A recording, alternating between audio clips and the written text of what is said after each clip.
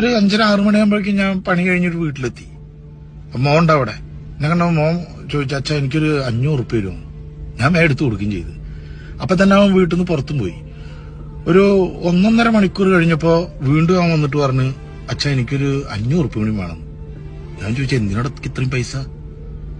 ഒരു അത്യാവശ്യ കാര്യം അച്ഛാ, ഞാൻ അനാവശ്യമായിട്ട് 1 റുപ്യ ചെലവാക്കില്ല എന്ന് അച്ഛനെ അറിയില്ലെന്ന്. ശരിയാണ്, അങ്ങനെ അനാവശ്യമായിട്ട് 1 റുപ്യ ചെലവാക്കാത്ത കുട്ടിയാ. ഞാൻ വേഗം എടുത്തിട്ട് 500 റുപ്യ കൂടി കൊടുത്തു.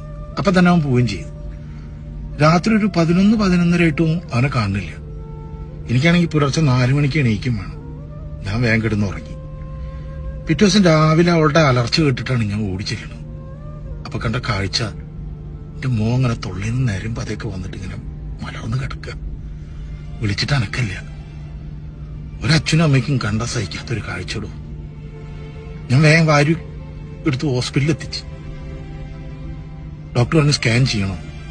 സ്കാൻ ചെയ്ത റിപ്പോർട്ട് കണ്ട ഡോക്ടർ പറയാണ്, അവൻ മാരകമായിട്ടുള്ള എന്തോ മയക്കുമരുന്ന് ഉപയോഗിച്ചിട്ടുണ്ട്.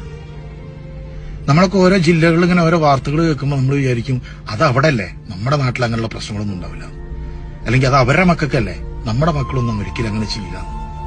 വെറുതെയാണ്. ആർക്ക് എപ്പോഴാ എന്താ എങ്ങനെ ഒന്നും പറയാൻ പറ്റില്ല. ആ ഒരു രീതിയിലാണ് കാലം പോകുന്നത്.